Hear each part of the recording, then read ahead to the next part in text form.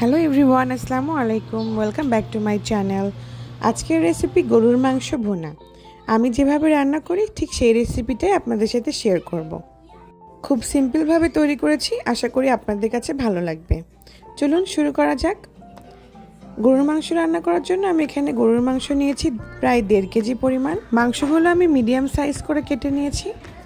এখন ম্যারিনেট করার জন্য দিয়ে দিচ্ছি 3 টেবিল চামচ আদা রসুন বাটা, 2 টেবিল চামচ ফ্যাটানো টক দই, হলুদ গুঁড়ো 1 চা চামচ, মরিচের গুঁড়া 1 চা চামচ, 1.5 চা চামচ ধনিয়া গুঁড়া আর 1 চা চামচ জিরার গুঁড়া। লবণ দিয়ে দেবো স্বাদ মতো।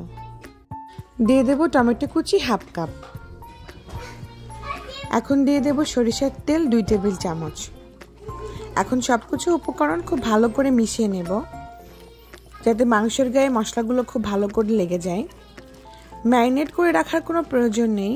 এখন আমরা সরাসরি রান্নায় চলে যাব। রান্নার জন্য একটি প্যানে দিয়ে দিচ্ছি 1/4 কাপ রান্নার রেগুলার তেল। তেল গরম হয়ে গেলে কিছু গরম মশলা ফোড়ন দেব। আমি নিয়েছি 3টা তেজপাতা, 10-12টি গোলমরিচ, 5-6টি এলাচ, 1টি বড় এলাচ, 4-5টি লবঙ্গ আর 4 টুকরো দারচিনি। গরম মশলাগুলো 30 সেকেন্ড মতো ভেজে নেব। ভাজা হয়ে গেলে দিয়ে দেব 2 কাপ পেঁয়াজ কুচি। পেঁয়াজটা নরম হয়ে আসা পর্যন্ত ভেজে নেব। একটু চেষ্টা করবেন একটু লাল লাল করে ভাজতে। ভাজা হয়ে গেলে দিয়ে দেব মাখিয়ে রাখা মাংসগুলো। এখন মাংসগুলো সময় নিয়ে খুব ভালো করে কষিয়ে নেব। কষানোর সময় মাংস থেকে পানি ছাড়বে। এই পানিটা শুকিয়ে আসা পর্যন্ত ভালো মতো কষিয়ে নেব। বারবার নেড়েচেড়ে দিতে হবে আর ঢাকনা দিয়ে কষিয়ে নিতে হবে।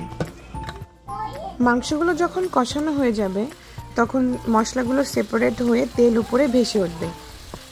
দেখুন মাংসতে তেল উপরে ভেসে উঠেছে। এ পর্যায়ে আমরা দিয়ে দেব পানি। এই পর্যায়ে পানিটা অবশ্যই গরম পানি ব্যবহার করবেন, তাহলে মাংসটা যেরকমভাবে সেদ্ধ হয়েছে খুব নরম আর সফট থাকবে। পানি যদি ঠান্ডা ব্যবহার করেন তাহলে মাংসটা একটু শক্ত হয়ে যায়। আমি এখানে পানি দিয়েছি মোট 4 কাপ। এখন অপেক্ষা করব মাংসগুলো সেদ্ধ হয়ে আসা পর্যন্ত। ঢাকনা দিয়ে সেদ্ধ করে নেব। মাঝে মাঝে নেড়ে দিতে হবে যাতে মাংসগুলো নিচে লেগে না যায়।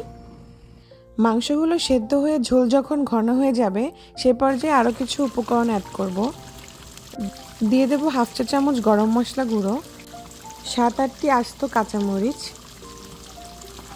এখন আবার সব কিছু খুব ভালো করে নেড়ে দেব আর ঢাকনা দিয়ে ঢেকে অপেক্ষা করব আরও 5 মিনিট।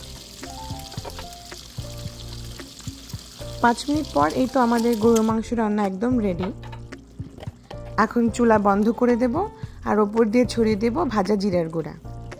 এই তো আমাদের গরুর মাংস ভুনা একদম রেডি। এখন সার্ভ করে নেব।